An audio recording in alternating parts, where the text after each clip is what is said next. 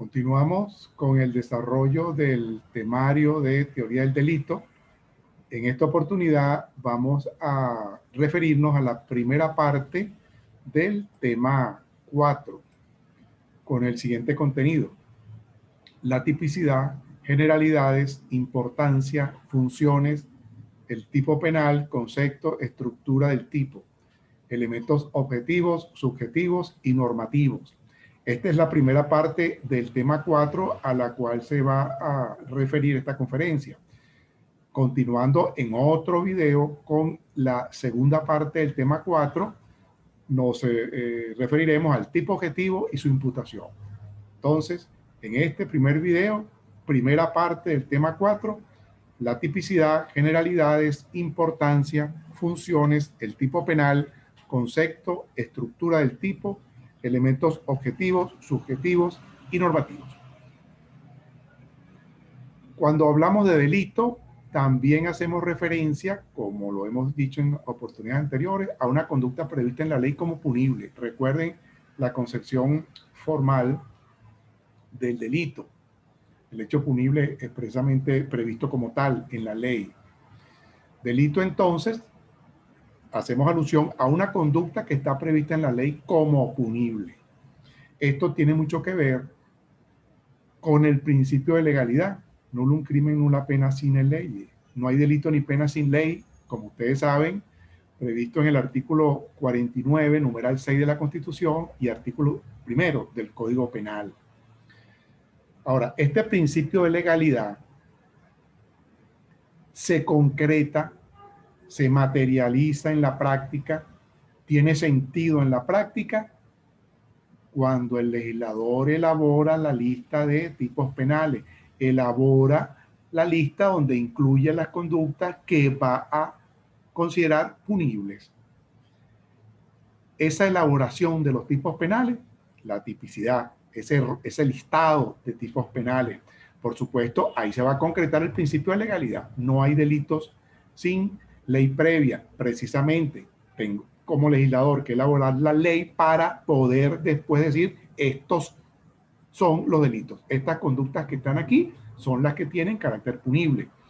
De manera que, por ejemplo, como dice el profesor Frías Caballero, tipo y tipicidad son concreciones técnicas y legislativas de ese dogma estrechamente vinculado al Estado de Derecho democrático liberal. Se refiere a ese dogma del principio de legalidad. ¿Okay? Tipo y tipicidad íntimamente ligados con el principio de legalidad. La tipicidad. Comenzamos diciendo que es una de las características que debe tener una conducta para ser considerada delito. La conducta, recuerden, el sustrato fundamental, el sustantivo, a partir de ella y sobre ella vamos a tener que examinar calificativos. Las otras características del delito, conducta típica. Bueno, típica es la tipicidad, es la primera característica que debe tener la conducta para ser considerada delito. De una conducta debe predicarse su tipicidad, debe decirse que es típica para ir añadiendo la primera característica a la conducta, la primera característica que va a conducir luego de posteriormente examinar antijuridicidad, examinar culpabilidad, a decir, esta conducta es delito. La tipicidad, al final de cuentas, es adecuación o subordinación al tipo penal. Esto es importante. ¿Qué es el tipo penal? Que lo hemos referido en varias oportunidades. Una definición de un profesor colombiano, Alfonso Reyes Echandía, abstracta descripción que el legislador hace de una conducta humana reprochable y punible. Esa lista que tiene que hacer el legislador, donde va a incluir las conductas que va a considerar delito, precisamente, las incluye en tipos penales, las incluye describiéndolas de manera abstracta. El que haya dado muerte a alguna persona será sancionado con tanto. El que trafique, comercie con sustancias estupefacientes y psicotrópicas será sancionado con tanto. El tipo penal, entonces, y aquí refiero al profesor Juan Luis Modolel, alude a la imagen abstracta prevista en la ley penal, en la cual se contempla el supuesto de hecho sancionado con una pena. Importante este concepto, el tipo penal. Cuando hablamos del tipo penal de homicidio, que está previsto en el artículo 405. El tipo penal del hurto simple, artículo 405.1 del Código Penal. Esos son los tipos penales, donde se contiene el supuesto de hecho que de darse, la ley impone pena. ¿Ok? Siendo el tipo penal la imagen abstracta prevista en la ley en la cual se incluye el supuesto de hecho que va a ser sancionado con una pena, con el término tipicidad se hace alusión a una relación de adecuación de un hecho cometido a la imagen abstracta contemplada en el tipo penal, un supuesto de hecho descrito en la ley penal. Entonces, cuando la conducta que sucedió en la realidad se subsume, examinados sus elementos, se subsume, se adecua, se subordina al tipo penal, podemos decir que existe la tipicidad. Podemos decir que la conducta es típica. Importante entonces esta manera de ver la tipicidad como adecuación o subordinación al tipo penal. Funciones de la tipicidad. La tipicidad sirve o cumple una primera función garantizadora. La tipicidad, dice el profesor Reyes Chandía, constituye garantía jurídica, política y social de la libertad y seguridad personal. La tipicidad garantiza libertad. ¿Por qué? Porque mediante los tipos penales, mediante la tipicidad, se delimita claramente el campo de lo prohibido penalmente y el campo de lo permitido. Ustedes conocen la regla. Todo está permitido salvo que expresamente y por excepción la ley penal lo contemple como delito.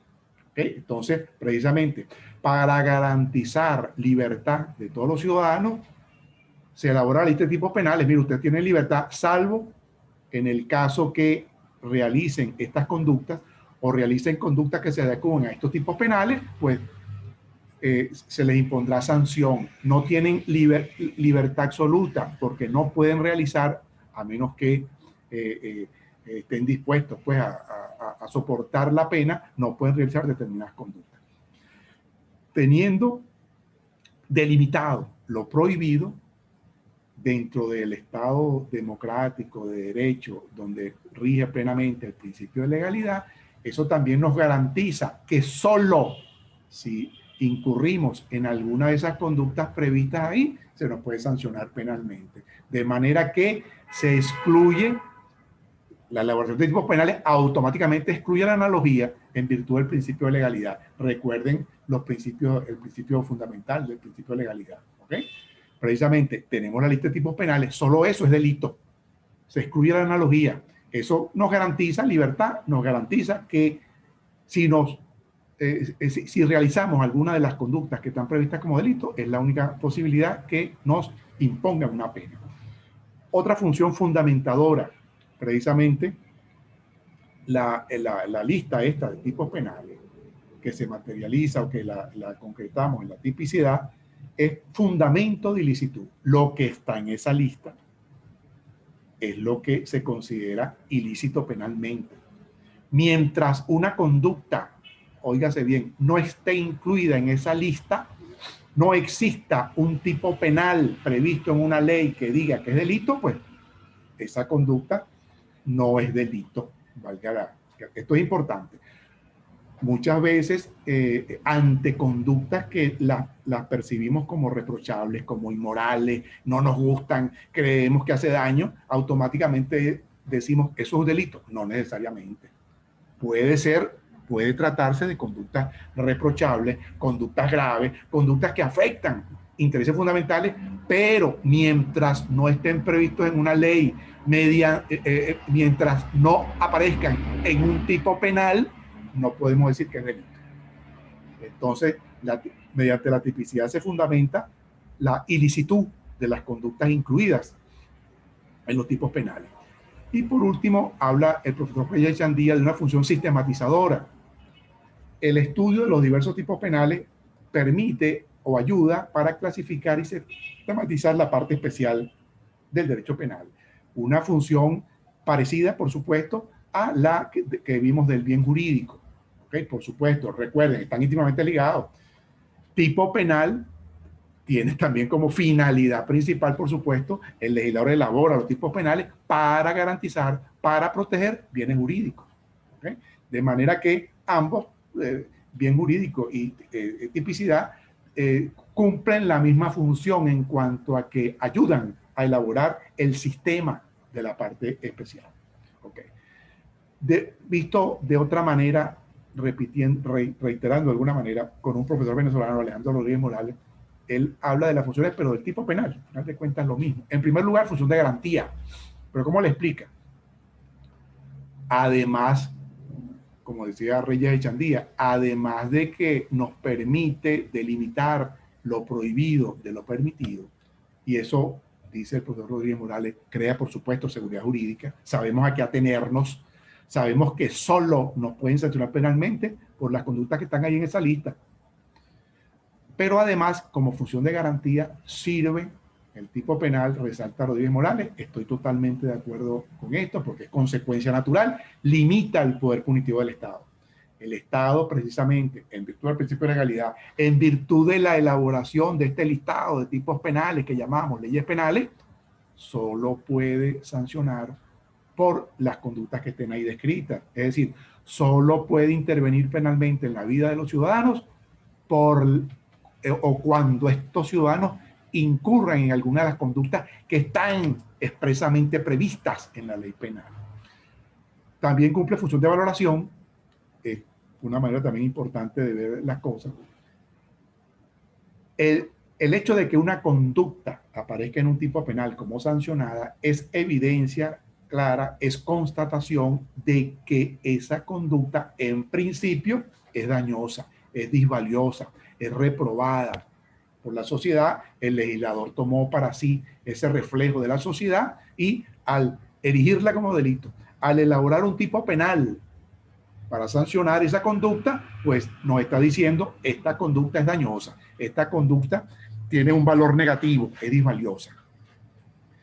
Y por último, resalta otra función muy importante también que tiene que ver, que también la tiene la norma penal. Recuerden que el tipo penal simplemente es la expresión, es la otra cara de la norma penal. La norma penal, el imperativo, no matarás injustificadamente. El tipo penal, el que haya dado muerte a alguna persona será sancionado con tanto.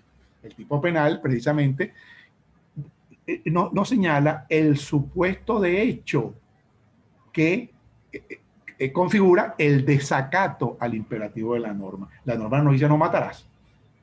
El supuesto de hecho, el que haya dado muerte a alguna persona se la sancionó con tanto. Entonces, son caras, es el mismo, vamos a decir, el mismo personaje con diferentes caras.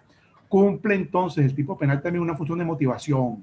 El tipo penal, al estar ahí, el tipo penal advierte o motiva al ciudadano a no realizar las conductas tipificadas como delito, precisamente como ya no, el legislador nos está diciendo, mire, lo que está aquí en estos tipos penales, si ustedes incurren en estas conductas, van a ser sancionados. ¿Qué pasa? Es una advertencia. Nos induce a todos a que nos conduzcamos de manera que no incurramos en esas conductas, de que en nuestra vida, por supuesto, no ejecutemos esas conductas. ¿Por qué? Porque nos interviene penalmente el Estado. Ok, seguimos adelante. Concretamente, otras referencias al tipo penal, volvemos a la definición.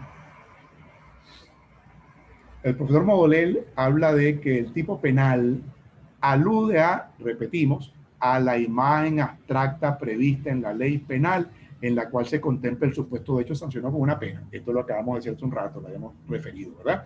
Esto es importante que internalicen estos términos. El profesor Reyes Echandía también, ya lo habíamos señalado, abstracta descripción que el legislador hace de una conducta humana reprochable y punible. Ese es el tipo penal para él.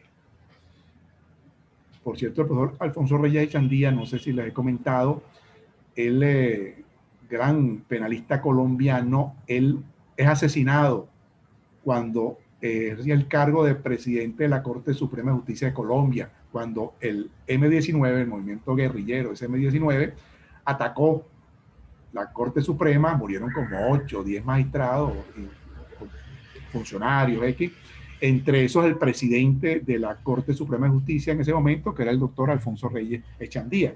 Esto fue 1990, no recuerdo exactamente la fecha. Lo recuerdo particularmente porque precisamente yo conocí, perdónenme la referencia personal, yo conocí al doctor Reyes Echandía en el año 1980, 81, por allá, en un viaje que hice a Bogotá. Él era en ese momento, no era el presidente de la Corte Suprema, lo fue más adelante. En ese momento era presidente de la Sala Penal de la Corte Suprema. Yo lo conocí allá en la Corte Suprema de Justicia, por cierto, que una amiga abogada que lo conocía a él me llevó, me consiguió la cita, me lo presentó. Y aproveché, por cierto, que varias obras que yo había comprado, varias obras de él que había comprado allá en la Universidad del Externado de Colombia, él me las firmó, yo las tengo pues entonces suscritas por este personaje, ¿no? Extraordinario penalista. Por cierto, su hijo hoy es uno de los más conocidos profesores colombianos de Derecho Penal, Yesid Reyes Alvarado, que por cierto tiene una obra muy importante de imputación objetiva, que es uno de los temas que vemos en teoría del delito. Bueno, cierro esta referencia personal. Vamos a examinar brevemente esta definición que da el doctor Alfonso Reyes Echandía. Abstracta descripción que el legislador hace de una conducta humana reprochable y punible. Abstracta precisamente porque por el contenido general, amplio, cómo se describe la conducta que va a ser sancionada. De esta manera, al hacer la descripción la más abstracta, la más amplia posible, es más fácil que la mayor cantidad de conductas que puedan suceder en la realidad encuadren, se adecúen, subsumen. Fíjense, por ejemplo, un ejemplo, bueno, muy sencillo. El legislador no se va a poner a decir si Pedro mata a Luis, si Luis mata a Pedro, si Pedro mata a María, si María mata a Pedro. No, basta con decir el que haya dado muerte a alguna persona, se va a hacer una contar. De esa abstracta manera de describir la conducta punible, se facilita la adecuación de la mayor cantidad de conductas que puedan suceder en la realidad y que el legislador quiere sancionar como homicidio. Estamos hablando del ejemplo del homicidio. Abstracta descripción, es decir, hace referencia a una connotación descriptiva que tiene el tipo penal. Pero importante, aquí se resalta el carácter preferentemente descriptivo, preferentemente objetivo del tipo penal. ¿Por qué preferentemente? Porque también en el tipo penal, no solo, como veremos más adelante, se van a incluir elementos descriptivos, elementos de fácil comprensión, sino también se incluyen elementos normativos que requieren una valoración especial y elementos subjetivos. Pero en principio, preferentemente, es descriptiva la referencia que el legislador hace de la conducta sancionada en el tipo penal.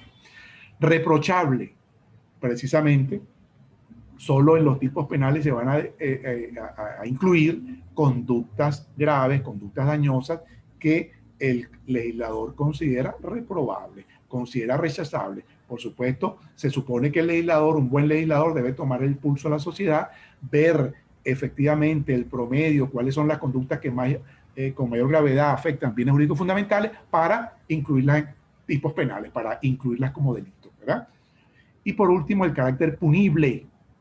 Abstracta descripción que el legislador hace de una conducta humana reprochable y punible. Lo punible, por supuesto, hace referencia a características del derecho penal, el carácter coercitivo. En el tipo penal se incluye también la sanción, se incluye también la pena, la consecuencia que se va a imponer a quien incurra, a quien realice la conducta sancionada, es decir, al que desacate el imperativo de la norma. Ok. Una primera referencia a la estructura del tipo penal, estructura formal del tipo penal. Vamos primero a referirnos a los elementos, ya algo había dicho, que se incluyen. Podemos diferenciar en cualquier tipo penal unos elementos esenciales y unos elementos accidentales. Los esenciales, óigase bien, necesariamente deben estar presentes bien sea que estén ahí literalmente escritos, bien sea que tácitamente se deriven del texto del tipo penal. En todo tipo penal deben estar estos elementos esenciales. No puede haber tipo penal que falte alguno de estos elementos esenciales. ¿Cuáles? El bien jurídico protegido, la conducta sancionada, referencias al sujeto, a los sujetos activos y pasivos y referencias al contenido del tipo subjetivo. Fíjense, ya vimos en temas anteriores bien jurídico protegido la referencia a los sujetos. Ok, estos 4 elementos son los esenciales.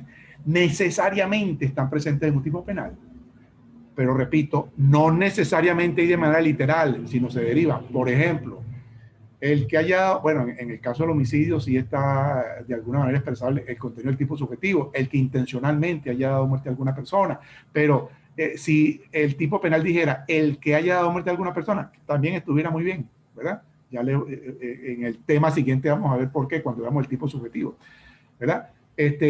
Ya con eso es suficiente, pero se deriva del texto del tipo penal o se deriva del contexto del sistema penal, se puede derivar el tipo subjetivo. Pero repito, necesariamente están presentes en los tipos penales, estos elementos esenciales. Por el contrario, elementos accidentales son aquellos que de manera eventual o accidental pueden, según la decisión del legislador, aquí me faltó añadir, según la decisión del legislador y la naturaleza de la conducta sancionada, pueden estar incluidos en su redacción. El objeto material, ya lo vimos también, recuerden que, por ejemplo, y por eso es accidental, hay algunos tipos penales que no tienen objeto material, hay unos delitos que no tienen objeto material, por ejemplo, los delitos de omisión propia. Entonces, no es un elemento esencial, ¿por qué? Porque puede haber delitos sin objeto material, ¿ok? Y también es elemento accidental circunstancias que adornan, que acompañan a la conducta, circunstancias de tiempo, modo, lugar, medios de comisión y otras, ¿no? Muchas veces el legislador, para complementar la conducta sancionada, exige que se realice esa conducta bajo determinadas circunstancias. A lo mejor dice, mire, el que haga tal cosa de noche, bueno, circunstancias de tiempo. El que mediante violencia, bueno, mire, esta conducta la debo solamente ejercer y va a ser sancionada si ejerzo violencia. ¿Ok? El que en lugar público o abierto al público, esta conducta será sancionada solamente si la realizo en lugar público o abierto al público. ¿Okay? Son circunstancias que pueden o no aparecer. Hay tipos penales que no tienen estas circunstancias, hay unos que tienen varias circunstancias. En todo caso, serán elementos accidentales. De esto, repito, hemos ya referido en temas anteriores, los que están aquí con el simbolito de rojo, bien jurídico protegido, sujetos activos y pasivos y el objeto material, ¿ok? La conducta, que nos faltaría por hacer alguna referencia, bueno, de ella hemos hablado a propósito de otros asuntos. La conducta consiste en un comportamiento de acción o de omisión, recuerden temas anteriores, que el legislador desaprueba y sanciona como delito. Normalmente en la conducta, en todos los idiomas es así, se describe, se indica, se señala mediante el uso de formas verbales, mediante verbos, el que haya dado muerte, dar muerte, el que hurte, el que se apodere, el que trafique, comercie, elabore sustancias psicotrópicas. Se describe con un verbo que vamos a llamar verbo rector, núcleo del tipo, núcleo principal del tipo. Hay tipos penales que pudieran tener un poquitico más de dificultad para interpretarlo porque tienen más de un verbo incluido. Hay que determinar claramente cuál es el verbo rector, cuál es el verbo principal, el que representa esencialmente a la conducta sancionada. Puede que haya otros verbos, otras formas verbales, pero que complementan o son modalidades de la conducta sancionada. ¿Ok? Por ejemplo, en el delito de estafa, tenemos inducir en error, tenemos procurarse un provecho, ¿ok? En lo que consiste la estafa, por ejemplo. El contenido del tipo subjetivo, que no lo hemos visto, lo vamos a ver en el siguiente tema, en el tema, En el tema 5, ¿no? En el tema 5. Este es el 4, sí, perdón, en el 5, ¿verdad? De manera que no vamos a hacer referencia ahorita a ello. Y tampoco habíamos referido antes las circunstancias de tiempo, modo, lugar, medio de comisión y otras. Ya les dije algo. El legislador en algunos tipos penales como elemento accidental, no es elemento esencial, puede que requiera para que se produzca la sanción, para complementar la descripción de la conducta sancionada, exigir que se realicen determinadas circunstancias. Aquí les pongo circunstancias de tiempo, lugar, ocasión, medios de comisión, y le hago alguna referencia en algunos artículos para que ustedes busquen, por ejemplo. Mire, en el numeral tercero del artículo 453 es una referencia a una modalidad de hurto calificado. El hurto se califica aquel que consiste, el que se apodera de una cosa mueble sin el consentimiento de su dueño, ¿verdad? Si no viviendo bajo el mismo techo que el hurtado, el culpable cometió el delito de noche. Ah, mira, una referencia de tiempo. Ahí se va a calificar, ¿verdad? En el numeral 1 del 452, hurto agravado. Si el hurto, descrito en el 451, todo el que se apodera de algún objeto mueble perteneciente a otro para aprovecharse de él, quitándolo sin el consentimiento de su dueño del lugar donde se hallaba, se va a sancionar con tanto. Pero el hurto agravado contiene algo más. En el numeral primero, por ejemplo, si se comete ese hurto en las oficinas, archivos o establecimientos públicos, y continúa, una referencia de lugar. Y así hay referencias de ocasión, referencia de medio de comisión. En el homicidio, por ejemplo, ¿no? 406 numeral 1, que es el homicidio calificado, el numeral 1, si usted utiliza como medio para dar muerte a otro veneno, eso es un homicidio calificado. Es decir, hay una referencia, una circunstancia referida a medio de comisión. ¿Ok? En todo caso, recuerden, circunstancias de tiempo, modo, lugar, medio de comisión son elementos accidentales del tipo penal. No aparecen en todos, ¿ok? Sino en algunos de ellos. Por supuesto, para la cabal comprensión del tipo penal es necesario tenerlas presentes cuando estén ahí, descritas en el tipo penal. ¿Ok? Además, para redactar los tipos penales, esto es importante, y señalar estos elementos esenciales, elementos accidentales a los cuales hemos hecho referencia ya, el legislador se vale de elementos o términos descriptivos, normativos y subjetivos. Algo les había dicho hace un rato. Preferentemente descriptivos. En general, hay algunas áreas del derecho penal que más bien es preferentemente normativo, por ejemplo, en el derecho penal económico, por ejemplo. Bueno, elementos descriptivos, ¿cuáles son? Aquellos meramente objetivos, naturales, por lo tanto, de fácil aprehensión, de fácil comprensión por todos, aunque, por supuesto, en algunos casos pudieran tener, para efectos de probatorios, de que si se da o no el supuesto, cierta dificultad. ¿Okay? El que dé muerte a otro, bueno, concepto más o menos que todos tenemos claro. En la práctica habrá casos concretos en que puede ser polémico, difícil determinar si se produjo la muerte como consecuencia de una conducta de determinado ser humano. Pero además de estos elementos meramente descriptivos, generalmente en la mayoría de los tipos penales así, se pueden incluir elementos normativos o valorativos, precisamente valorativos porque requieren un juicio de valor. Requieren para comprenderlos, para aprehenderlos, oye, un poquito más, una valoración que puede ser jurídica. Mire, cuando en un tipo penal me dicen el que forje un documento, ¿qué es ese documento?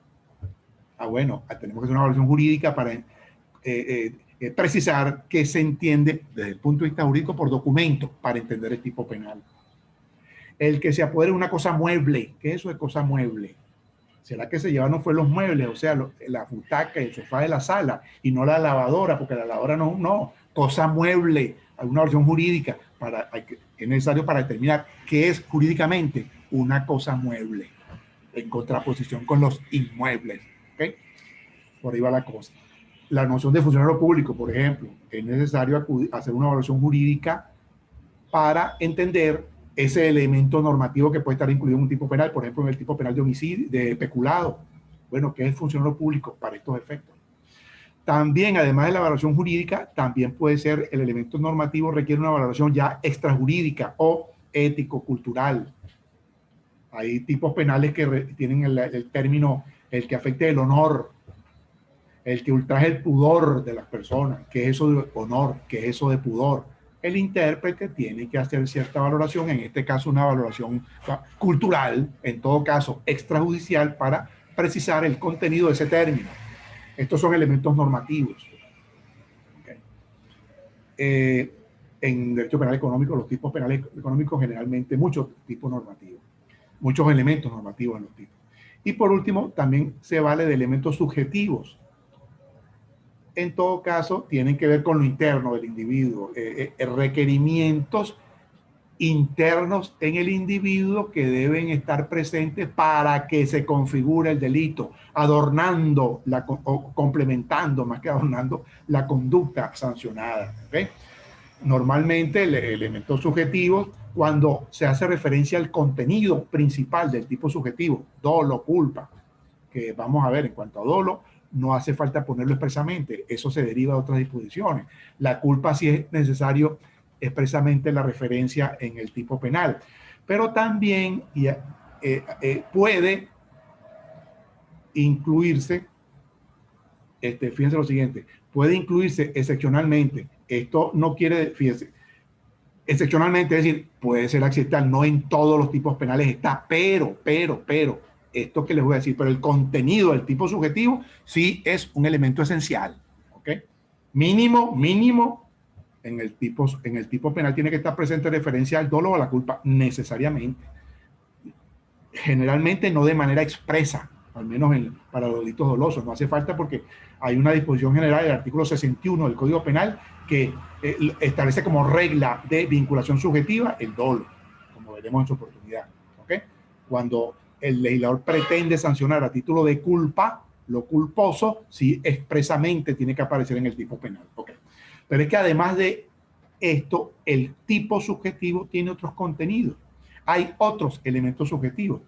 A veces en los tipos penales el legislador coloca que la conducta debe ser realizada con determinada finalidad, con determinado objetivo, con determinado propósito.